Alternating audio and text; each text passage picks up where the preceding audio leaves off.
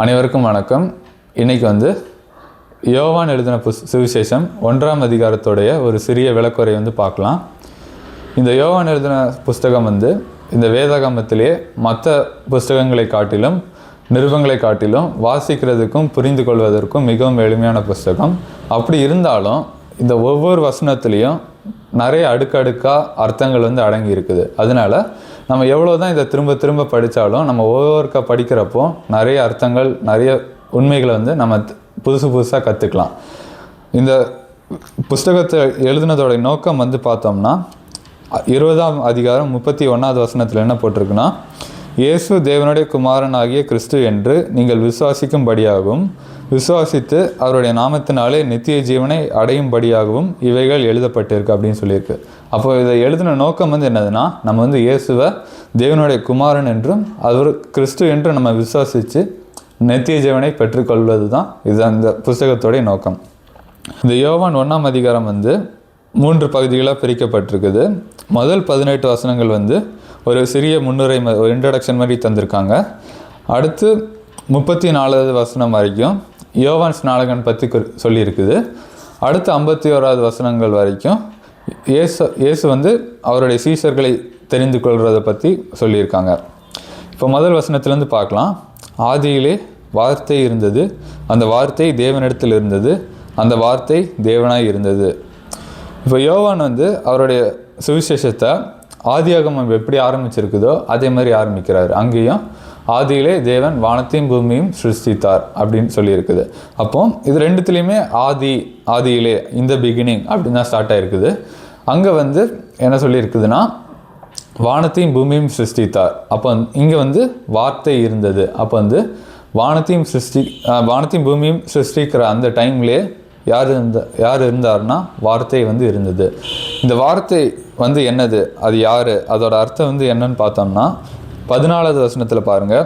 அந்த வார்த்தை மாம்சமாகி கிருபையினாலும் சத்தியத்தினாலும் நிறைந்தவராய் நமக்குள்ளே வாசம் பண்ணினார். அவருடைய மகிமையை கண்டோம். அது பிதாவுக்கு ஒரே பேரானவருடைய மகிமைக்கு ஏற்ற மகிமையாகவே இருந்தது. அப்போ அந்த வார்த்தை மாம்சமானார்னு போட்டிருக்குது. அடுத்து அவருடைய மகிமை யாரோட மகிமையை போல இருந்ததுன்னா, பிதாவுடைய ஒரே பேரானவருடைய மகிமைக்கு ஏற்ற மகிமையாக இருந்தது. அப்போ இதுலேருந்து என்ன தெரியுதுன்னா, அந்த வார்த்தை யாருன்னா இயேசு கிறிஸ்து. இன்னொரு வசனமும் பார்க்கலாம். 1 யோவான் 5ஆம் அதிகாரம் 7வது வசனம். பரலோகத்தில் சாட்சியிடுகிறவர்கள் மூவர், பிதா, வார்த்தை, பரிசுத்த ஆவி என்பவர்களே, இம்மூவரும் ஒன்றாக இருக்கிறார்கள். இப்போ பைபிளில் நிறைய இடத்துல பிதா, குமாரன், பரிசுத்த ஆவின்னு சொல்லியிருக்கோம். ஆனால் இந்த ஒரு குறிப்பிட்ட வசனத்தில் மட்டும் நீங்கள் பார்த்தீங்கன்னா பிதா, வார்த்தை, பரிசுத்த ஆவின்னு போட்டிருக்கோம். அப்போ குமாரன், இந்த வார்த்தை யாருன்னா குமாரன், அதாவது இயேசு கிறிஸ்து தான். அடுத்த 2வது பகுதியை பார்க்கலாம். அந்த வார்த்தை தேவனிடத்தில் இருந்தது, அந்த வார்த்தை தேவனாய் இருந்தது. இதில் பாருங்கள், அந்த வார்த்தை தேவனிடத்தில் இருந்ததுன்னு ஒரு இதில் சொல்லியிருக்காங்க, அந்த வார்த்தை தேவனாய் இருந்ததுன்னு போட்டிருக்காங்க இன்னொரு இதில். அது எப்படி அந்த வார்த்தை தேவனிடத்துலையும் இருக்க முடியும், தேவனாயும் இருக்க முடியும்னா, இதுக்கு பதில் சொல்கிற இதுதான் ட்ரினிட்டி, அதாவது திரியேகம். நம்ம வணங்குற கடவுள் திருத்துறாக இருக்கிறார், திரியேகராக இருக்கிறார். அதாவது பிதா, குமாரன், பரிசுத்த ஆவி மூவராக இருக்கிறாரு. இந்த மூவரும் சேர்ந்தது தான் என்னது, ஒரு கடவுள்.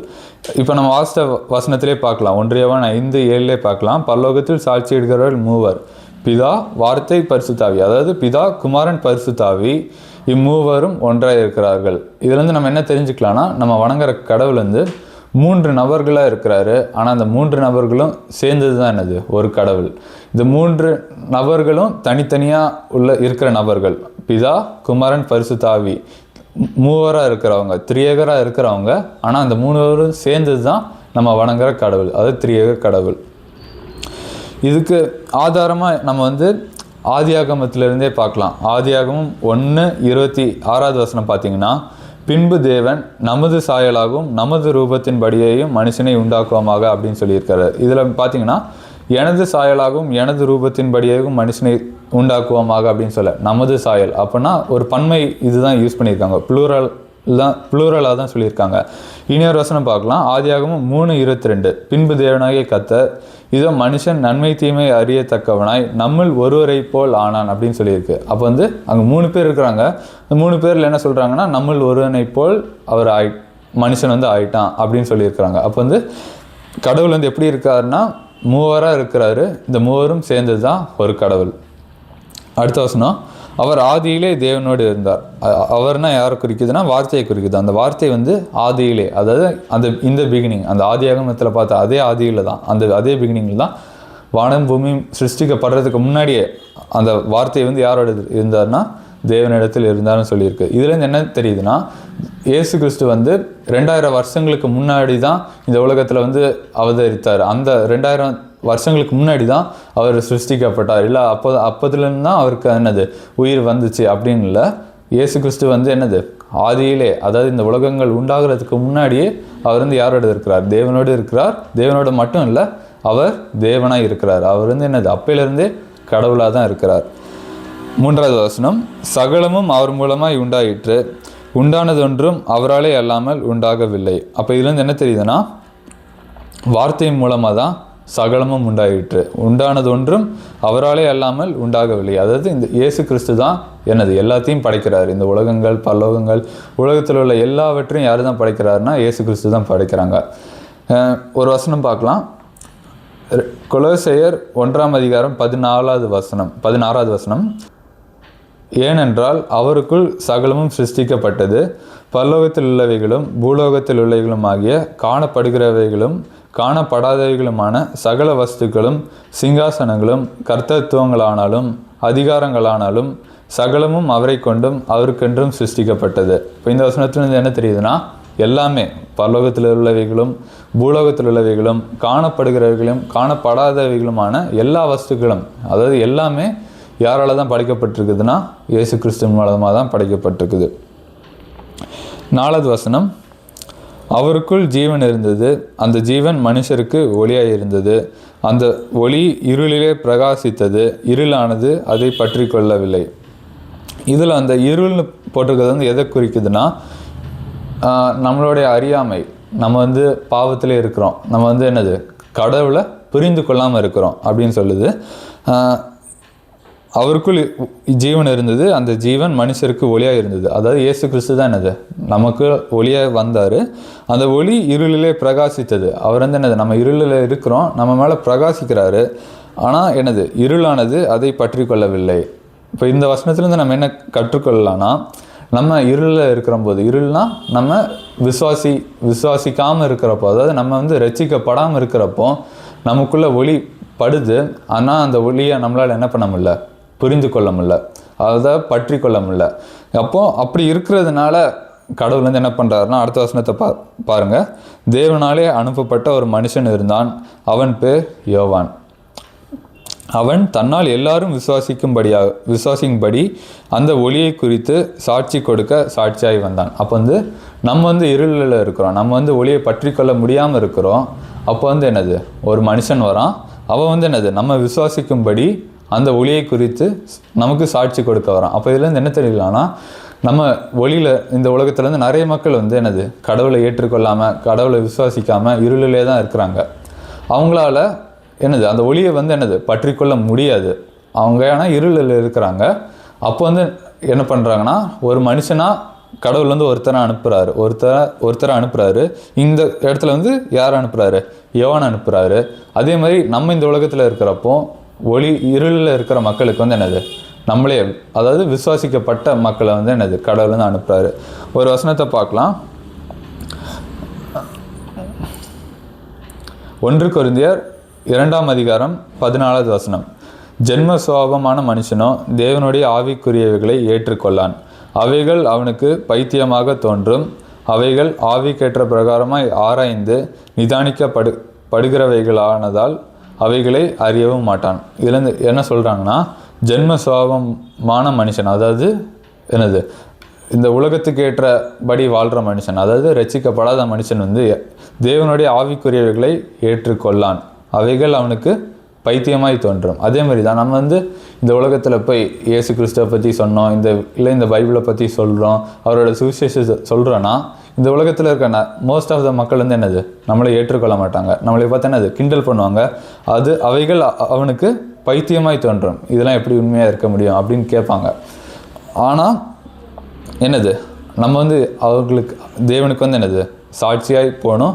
அவங்களுக்கு வந்து இந்த சுவிசேஷத்தை நம்ம வந்து சொல்லணும். அது வந்து நம்மளுடைய கடமை. அடுத்து என்ன போட்டிருக்குன்னா, அவன் தன்னால் எல்லாரும் விசுவாசிக்கும்படி அந்த ஒளியை குறித்து சாட்சி கொடுக்க சாட்சியாய் வந்தான். நம்ம வந்து இந்த உலகத்தில் இருக்க மக்கள் விசுவாசிக்கும்படி நம்ம வந்து என்னது எப்படி இங்கே யோவான் வராரோ அதே மாதிரி நம்மளும் சாட்சிகளாய் போனோம்.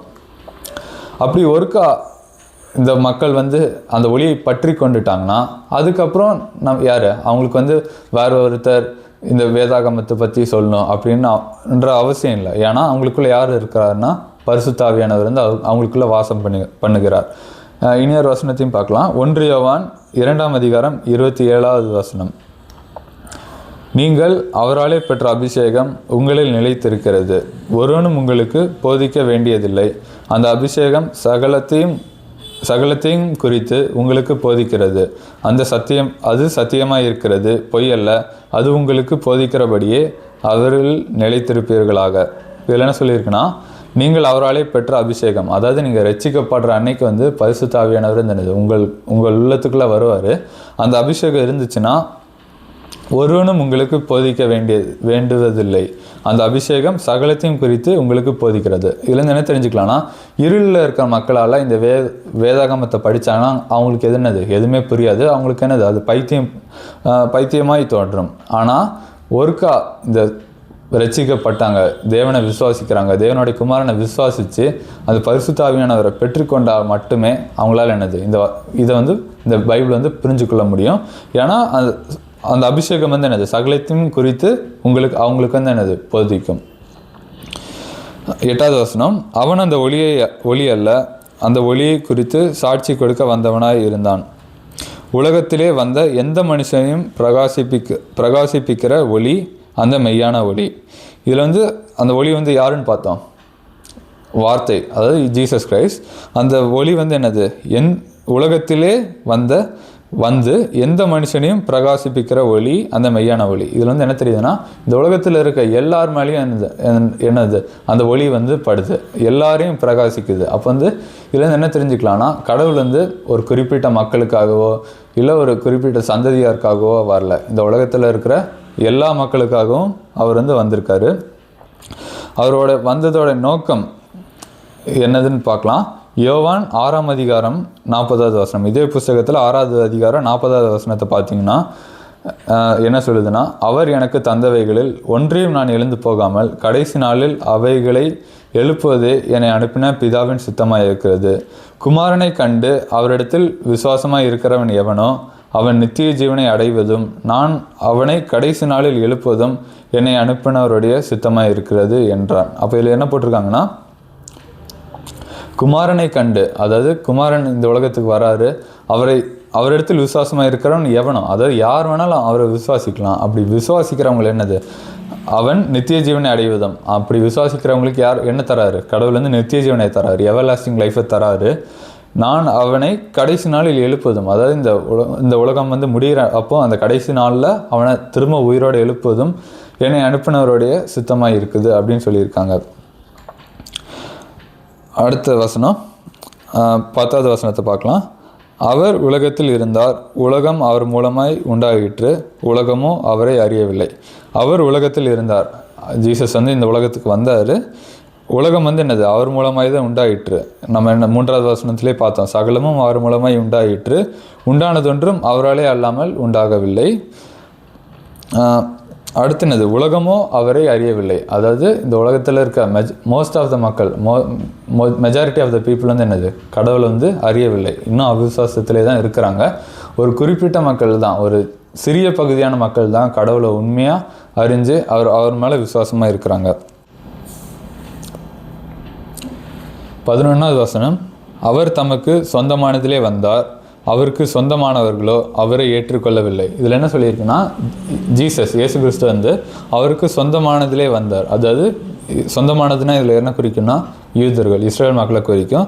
ஜீசஸ் வந்து ஒரு யூதனாக தான் இந்த உலகத்துக்கு வராரு, தாவீதின் வம்சத்தில் வராரு. ஆனால் அவருடைய சொந்தமானவர்கள், அதாவது யூதர்கள் வந்து அவரை ஏற்றுக்கொள்ளவில்லை, அவர் கடிந்து கொண்டார்கள், அவருடைய போதனத்தை இது பண்ணாங்க, அவர் மேலே கள்ள சாட்சிகள் சுமத்தினாங்க, கடைசியில் அவரை சிலுவையிலே அரைஞ்சாங்க. அவருக்கு சொந்தமானவர்கள் அவரை ஏற்றுக்கொள்ளவில்லை. இதுலேருந்து நம்ம என்ன தெரிஞ்சுக்கலாம்னா, நம்மளுடைய சொந்தமானவர்கள், அதாவது நம்மளோட பேரண்ட்ஸாக இருக்கலாம், நம்மளோட ரிலேட்டிவ்ஸாக இருக்கலாம், நம்மளோட ஃப்ரெண்ட்ஸாக இருக்கலாம், நம்ம அவங்களுக்கு இந்த சுவிசேஷத்தை சொல்கிறப்போ, நம்ம இயேசு கிறிஸ்துவை பற்றி சொல்கிறப்போ, இல்லை நம்ம வேறு ஏதாவது சத்தியத்தை சொல்கிறப்போ என்னது, அவங்க நம்மளே மோஸ்ட் ஆஃப் த டைம் என்னது நம்மளே ஏற்றுக்கொள்ள மாட்டாங்க. அப்படி இருக்கிறப்போ நம்ம என்னது சோர்ந்து போகக்கூடாது. ஏன்னா இயேசுக்கும் இதே நிலைமை தான் ஏற்பட்டிருக்குது. இன்னொரு வசனமாக வாசிக்கலாம். மத்தேயு 13வது அதிகாரம் 57வது வசனத்தில் இயேசு என்ன சொல்கிறாருன்னா, இயேசு அவர்களை நோக்கி, தீர்க்கதரிசி ஒருவன் தன் ஊரிலும் தன் வீட்டிலுமே அன்றி வேறெங்கும் கனவீனம் அடையான் என்றார். அதாவது என்ன சொல்கிறாருன்னா, ஒரு தீர்க்கதரிசி, ஒரு ப்ரீச்சர், ஒரு போதகர் வந்து தன் ஊரிலும் தன் வீட்டிலுமே அன்றி வேறெங்கும் கனவீனம் அடையான்னு சொல்லியிருக்காங்க. இப்போ நம்ம இந்த உலகத்துக்கு போய் நம்ம சுவிசேஷம் சொல்கிறோம் அப்படின்னா கூட நிறைய பேர் ஏற்றுக்குவாங்க. ஆனால் நம்ம வீட்டில் வந்து என்னது நிறைய பேர் ஏற்றுக்கொள்ள மாட்டாங்க. அதுதான் சத்தியம். அப்படி இருக்கிறப்ப நம்ம என்னது இதனால சோர்ந்து போகக்கூடாது. இப்படி சொந்த அம்மா அப்பாவே நான் சொல்கிறது ஏற்றுக்கொள்ள மாட்டேங்கிறாங்களே, என்னை கடிந்து கொள்கிறாங்களே அப்படின்னு நம்ம என்னது சோர்ந்து போகக்கூடாது. நம்ம என்னது முடிஞ்ச வரைக்கும் நம்மளால் இந்த சுவிசேஷத்தை மற்ற எல்லாத்துக்கும் நம்ம சொல்லணும். 12வது வசனம், அவருடைய நாமத்தின் மேல் விசுவாசம் உள்ளவர்களாய் அவரை ஏற்றுக்கொண்டவர்கள் எத்தனை பேர்களோ அத்தனை பேர்களும் தேவனுடைய பிள்ளைகளாகும்படி அவர்களுக்கு அதிகாரம் கொடுத்தார். இந்த வசனத்தில் நம்ம நிறைய விஷயங்கள் தெரிஞ்சுக்கொள்ளலாம். ஃபஸ்ட் வந்து என்னதுன்னா, நம்ம ரட்சிப்பு அடைகிறதுக்கு என்ன பண்ணணும்னா, அவருடைய நாமத்தின் மேல் விசுவாசம் வைக்கணும். அதாவது எபேசியர் 2:8வது வசனம் என்ன சொல்லுதுன்னா, கிருபையினாலே விசுவாசத்தை கொண்டு ரட்சிக்கப்பட்டீர்கள், இது உங்களால் உண்டானதில்லை, இது தேவனுடைய ஈவுன்னு சொல்லியிருக்கு. அதாவது நம்ம செஞ்ச நற்காரியங்களால் நம்ம ரட்சிக்கப்படல, என்னது கடவுளுடைய கிருபையின் மேலே நம்ம என்னது விசுவாசம் வைக்கிறதுனால தான் நம்ம ரட்சிக்கப்படுறோம். இந்த விசுவாசம் அப்படின்ற வார்த்தைக்கு என்ன அர்த்தம்னா, அவருடைய என்னது இப்போ நம்ம கடவுள்னு ஒருத்தர் இருக்கிறாரு அதை நான் நம்புகிறேன், இல்லை இயேசுன்னு ஒருத்தர் இருக்கிறாரு அப்படின்னு நான் நம்புகிறேன் அப்படின்னு நிறைய பேர் உலகத்தில் வந்து இயேசுன்னு ஒருத்தர் இருக்கிறாரு, அவர் ஒரு தீர்க்கதரிசியாக மட்டும் இருக்கிறாரு அப்படின்னு நம்புவாங்க. ஆனால் அவர் என்னது அவர் மேலே அவங்க நம்பிக்கை வைக்க மாட்டாங்க, அவர் கடவுள் நம்ப மாட்டாங்க. அப்போ இந்த விசுவாசன்ற வார்த்தைக்கு சரியான அர்த்தம் என்னதுன்னா, நம்ம பாவிகளாக இருக்கிறோம், நம்ம வந்து என்னது நரகத்துக்கு போகிறதுக்கு பாத்திரங்களாக இருந்தோம். அப்படி இருந்தப்போ என்னது கடவுள் வந்து, அது இயேசு கிறிஸ்து, கடவுளாக இருக்கிற இயேசு கிறிஸ்து வந்து என்னது நமக்காக இந்த உலகத்தில் மாம்சமாக வராரு. அவர் சொந்தமானதிலே வராரு, ஆனால் சொந்தமானவர்கள் அவர் ஏற்றுக்கொள்ளவில்லை, அவர் சிலுவையில் அறையிறாங்க. அப்படி அவர் சிலுவையில் அறையிறப்ப என்னது இந்த உலகத்தில் இருக்க எல்லாத்தோடைய பாவத்தையும் என்னது தான் மேலே ஏற்றுட்டு என்னது நமக்காக பலியாக மாறுறாரு, சிலுவையில் அரைஞ்சு 3ஆம் நாள் என்னது உயிரோடு எழும்புறாரு. அப்படி நம்ம அது மேலே நம்ம முழு நம்பிக்கை வைக்கிறதுனால மட்டும்தான் என்னது பரலோகத்துக்கு போக முடியும். அப்படின்றத விசுவாசிக்கிறதுனால தான் மட்டும்தான் நம்ம என்னது ரட்சிப்பை பெற்றுக்கொள்ள முடியும். அப்படி பெற்றுக்கொள்றதுனால என்ன ஆகுதுன்னா, அவருடைய நாமத்தின் மேல் விசுவாசம் உள்ளவர்களாய் அவரை ஏற்றுக்கொண்டவர்கள் எத்தனை பேர்களோ, அதாவது என்னது ஒரு குறிப்பிட்ட மக்களுக்காக மட்டும் ஜீசஸ் வரல, அவருடைய நாமத்தின் மேல் யார் வேணாலும் விசுவாசம் வைக்கலாம். அப்படி யாரெல்லாம் விசுவாசம் வைக்கிறாங்களோ அத்தனை பேர்களும் தேவனுடைய பிள்ளைகளாகும்படி அவர்களுக்கு அதிகாரம் கொடுத்தார். அப்போ இதுலேருந்து என்ன தெரிஞ்சுன்னா, நமக்கும் கடவுளுக்கும் உள்ள ரிலேஷன்ஷிப், அதாவது நம்ம ரட்சிக்கப்பட்டதுக்கு அப்புறம் உள்ள ரிலேஷன்ஷிப் எப்படின்னா, ஒரு அப்பாவுக்கும் ஒரு பையனுக்கும் உள்ள ரிலேஷன்ஷிப், ஒரு பேரண்ட்ஸுக்கும் ஒரு சன்னுக்கும் உள்ள ரிலேஷன்ஷிப். இப்போ ரோமர் 8ஆம் அதிகாரம் 15வது வசனம் பாருங்கள். அந்தபடி திரும்பவும் பயப்படுகிறதற்கு நீங்கள் அடிமைத்தனத்தின் ஆவியை பெறாமல் அப்பா பிதாவே என்று கூப்பிட பண்ணுகிற புத்திர சுவிகாரத்தின் ஆவியை பெற்றீர்கள். அப்போ வந்து என்னதுன்னா, நம்ம என்னைக்கு அவர் மேலே விசுவாசிக்கிறோமோ அன்றைக்கி நம்ம என்னது ஒரு ஆவியை பெறுறோம். அந்த ஆவியினால் நம்ம தைரியம் என்ன பண்ணலாம்னா, அப்பா பிதாவே என்று கூப்பிடலாம். அடுத்து நம்ம விசுவாசிச்சுட்டு நம்ம ஏதாவது தப்பு பண்ணோன்னா, இப்போ எப்படி நான் என் பேரண்ட்ஸ் எனக்கு இருக்கிறாங்க, நான் உங்கள் பையனாக இருக்கிறேன், நான் எதாவது தப்பு பண்ணேன்னா என் அப்பா அம்மா எப்படி என்னை தண்டிப்பாங்களோ அதே மாதிரி தான் நம்ம விசுவாசித்ததுக்கப்புறம், நம்ம ரட்சிக்கப்பட்டதுக்கப்புறம் நம்ம ஏதாவது தப்பு பண்ணாலும் கடவுள் வந்து என்னது நம்ம மேலே அன்பு கூறுறதுனால நம்மளே என்னது சிரிச்சிப்பார். அப்போ நம்ம விசுவாசிச்சுட்டேன், நான் இனி என்ன பண்ணாலும் என்னது நான் பரலோகத்துக்கு தான் போவேன் அப்படின்னு நம்ம எப்படி வேணாலும் வாழ முடியாது. ஏன்னா கடவுள் என்னது நம்ம மேலே அன்பு கூறுறாரு, அவர் நமக்கு பேரண்ட்ஸ் மாதிரி தான் இருக்கிறாரு. நம்ம அதனால் நம்ம அதை தப்பு பண்ணுறதுனால என்னது நமக்கு கண்டிப்பாக தண்டனை வரும். எபிரேயர் 12ஆம் அதிகாரம் 6வது வசனத்திலேருந்து பார்ப்போம். கர்த்தர் எவனிடத்தில் அன்பு கூறுகிறாரோ அவனை அவர் சிட்சித்து தாம் சேர்த்து கொள்கிற எந்த மகனையும் தண்டிக்கிறார் என்று பிள்ளைகளுக்கு சொல்கிறது போல உங்களுக்கு சொல்லியிருக்கிற புத்திமதியை மறந்தீர்கள். நீங்கள் சிட்சையை சகிக்கிறவர்களாக இருந்தால் தேவன் உங்களை புத்திரராக எண்ணி நடத்துகிறார். தகப்பன் சிட்சியாத புத்திரர் உண்டோ? எல்லாருக்கும் கிடைக்கும் சிட்சை உங்களுக்கு கிடையாதிருந்தால் நீங்கள் புத்திரராக இராமல் வேசி பிள்ளைகளாக இருப்பீர்களே அப்படின்னு போட்டிருக்கு. இதுலேருந்து என்ன தெரியுதுன்னா, நம்ம என்னைக்கு விசுவாசிக்கிறோமோ அன்னைக்கு யாரோட பிள்ளைகளாக மாறுறோம்? தேவனோட பிள்ளைகளாக மாறுறோம். அவர் நம்ம எப்பவுமே என்னது அவருடைய பிள்ளைகளாக தான் இருப்போம். அது என்னது அதில் எந்த மாற்றமும் இல்லை. இப்போ அதனால நம்ம என்னது எதாவது தப்பு பண்ணலாம் அப்படின்னு நம்ம யோசிச்சு நம்ம தப்பு பண்ணோன்னா அதுக்கு என்னது ஒரு கான்சிக்வன்ஸ் இல்லாமல் இல்லை, என்னது தண்டனை இருக்குன்னு போட்டிருக்கு. தகப்பன் சிற்சியாத புத்திரர் உண்டோ. அப்புறம் நமக்கு அந்த சிற்சை கிடைக்கலன்னா என்னது எல்லாருக்கும் கிடைக்கும் சிற்சை உங்களுக்கும் கிடையாது இருந்தால் நீங்கள் என்னது புத்திரராக ஏறாமல் வேசி பிள்ளைகளாக இருப்பீர்கள் அப்படின்னு சொல்லியிருக்காங்க. அப்போ வந்து நமக்கு என்னது கண்டிப்பாக என்னது நம்ம எதாவது தப்பு பண்ணோன்னா, நம்ம தெரிஞ்சு பண்ணுறோம் தெரியாமல் பண்ணுறோம், எப்படி நம்ம எதாவது பாவங்கள் பண்ணாலும் என்னது அதுக்கு கான்சிக்வன்ஸ் இருக்குது. நமக்கு கடவுள் என்னது நம்மளே தண்டிப்பார். 13வது வசனம், அவர்கள் இரத்தத்தினாலாவது மாம்ச சித்தத்தினாலாவது புருஷருடைய சித்தத்தினாலாவது பிறவாமல் தேவனாலே பிறந்தவர்கள். அந்த வார்த்தை மாம்சமாகி கிருபையினாலும் சத்தியத்தினாலும் நிறைந்தவராய் நமக்குள்ளே வாசம் பண்ணினார். அவருடைய மகிமையை கண்டோம். அது பிதாவுக்கு ஒரே பேரானவருடைய மகிமைக்கு ஏற்ற மகிமையாக இருந்தது. இந்த 13வது வசனத்தை பார்க்கலாம். அவர்கள் இரத்தத்தினாலாவது மாம்ச சித்தத்தினாலாவது புருஷருடைய சித்தத்தினாலாவது பிறவாமல் தேவனாலே பிறந்தார்கள். இதில் என்ன சொல்லுதுன்னா, நம்ம மறுபடியும் பிறக்கிறோம்ல, அதாவது நம்ம ரெச்சிப்படைகிறது தான் மறுபடியும் பிறக்கிறோன்னு சொல்லியிருக்கு. அந்த ரெச்சிப்படைகிறது என்னது இரத்தத்தினாலாவது மாம்ச சித்தத்தினாலாவது இல்லை. அப்படின்னா இரத்தத்தினாலாவது என்னதுன்னா, இப்படி இந்த ரெச்சிப்பை பெறது வந்து என்னது பரம்பரையாக வராரு. இப்போ யூதர்கள் வந்து அந்த காலத்தில் என்னது தேவனுடைய பிள்ளைகளாக இருந்தாங்க. அதனால என்னது ஆட்டோமேட்டிக்காக இன்றைக்கும் அவங்க ஜீசஸை விசுவாசிக்கலாம்னா என்னது அவங்க ஆட்டோமேட்டிக்காக என்னது ரெச்சிப்பை பெற முடியாது. ஏன்னா இன்றைக்கி இருக்கிற யூதர்கள் என்னது மோஸ்ட் ஆஃப் யூதர்கள் வந்து கடவுள் ஜீசஸை விசுவாசிக்க மாட்டாங்க. அப்போ வந்து அப்படி இருக்கிறதுனால என்னது அவங்க பரம்பரையாக நாங்கள் ஆபிரகாமோட சந்ததியார் அப்படின்னு சொல்லிட்டு அவங்க விசுவாசத்தை என்னது பெற முடியாது. நம்ம அடுத்து என்ன சொல்லியிருக்காங்கன்னா, மாம்ச சித்தத்தினாலாவது புருஷருடைய சித்தத்தினாலாவது பெறாமல். இப்போ இந்த உலகத்தில் வந்து என்னது நிறைய மதங்கள் இருக்குது, நிறைய அறிஞர்கள் இருக்காங்க. ஒருத்தர் என்னது ஒன்று சொல்லுவாங்க, இப்படி இருந்தால் நம்ம என்னது பரலோகம் போகலாம், இதை செஞ்சால் நம்ம பரலோகம் போகலாம் அப்படின்னு. நான் நிறைய ஒரு மதங்களும் ஒன்று சொல்லுது. ஆனால் என்னது அது எதுவுமே உண்மை இல்லை. என்னது தேவனுடைய சித்தத்தினால நம்ம பிறந்தால் மட்டுமே என்ன பண்ண முடியும், நம்ம வந்து அந்த ரட்சிப்பை பெற்றுக்கொள்ள முடியும். 15வது வசனம், யோவான் அவரை குறித்து சாட்சி கொடுத்து, எனக்கு பின் வருகிறவர் எனக்கு முன் இருந்தவர், ஆகையால் அவர் என்னிலும் மேன்மை உள்ளவர் என்று நான் சொல்லியிருந்தேனே, அவர் இவர்தான் என்று சத்தமிட்டு கூறினார். இப்போ இதில் என்ன சொல்லியிருக்காங்கன்னா, யோவான் வந்து என்ன சொல்கிறாருன்னா, எனக்கு பின் வருகிறவர் எனக்கு முன் இருந்தவர் அப்படின்னு சொல்லியிருக்காரு. எனக்கு பின் வருகிறவர்னா ஃபஸ்ட்டு இஸ்ரேல் மக்களுக்கு இயேசுக்கு முன்னாடி யார் உபதேசம் பண்ண ஆரம்பித்தார்னா யார்? யோவான் தான் ஆரம்பிக்கிறாரு. யோவான் ஸ்நானகன். இது வந்து இந்த புஸ்தகத்தை எழுதின யோவான் இல்லை, இந்த நிருபத்தை எழுதின யோவான் இல்லை. இது வந்து யோவான் ஸ்நானகன் வந்து ரெண்டும் வேறு மனிதர்கள். இந்த யோவான் ஸ்நானகன் வந்து என்ன சொல்கிறாருன்னா, அவரை குறித்து சாட்சி கொடுத்து எனக்கு பின் வருகிறவர், அதாவது எனக்கு அடுத்து வருகிறவர், எனக்கு முன் இருந்தவர், ஆகையால் அவர் என்னிலும் மேன்மை உள்ளவர். இப்போ ஜீசஸ் வந்து யோவானோட வயசில் சின்னவர் தான். ஆனால் இங்கே என்ன சொல்லியிருக்கிறாரு, யோவான் வந்து என்ன சொல்லியிருக்காருன்னா, எனக்கு முன் இருந்தவர், எனக்கும் முன்னாடி இருந்தார். இப்போ நம்ம இது வந்து முதல் வசனத்திலே பார்த்தோம். ஏன்னா இயேசு வந்து 2000 வருஷத்துக்கு முன்னாடி தான் என்னது அவர் தோன்றினார் அப்படின்னு இல்லை, உயிரோட வந்தார்னு இல்லை. ஆதியிலே யார் இருந்தார்? வார்த்தை இருந்தார். அந்த வார்த்தை வந்து யார்? இயேசு கிறிஸ்து. அப்போ வந்து இயேசு கிறிஸ்து வந்து என்னது இந்த உலகம் தோன்ற அப்பையிலேருந்தே இருக்கிறார். அதான் யோவான் என்ன சொல்கிறாருன்னா, எனக்கு அடுத்து வருகிறவர் வந்து என்னது எனக்கு முன் இருந்தவர், ஆகையால் அவர் என்னிலும் மேன்மை உள்ளவர். அதாவது யோவானிலும் மேன்மை உள்ளவர் வந்து யார்?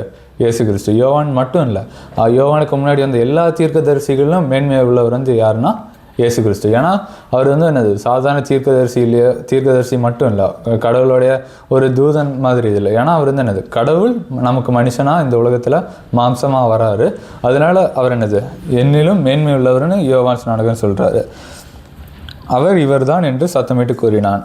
அவருடைய பரிபூரணத்தினால் நாம் எல்லாரும் கிருபையின் மேல் கிருபை பெற்றோம்.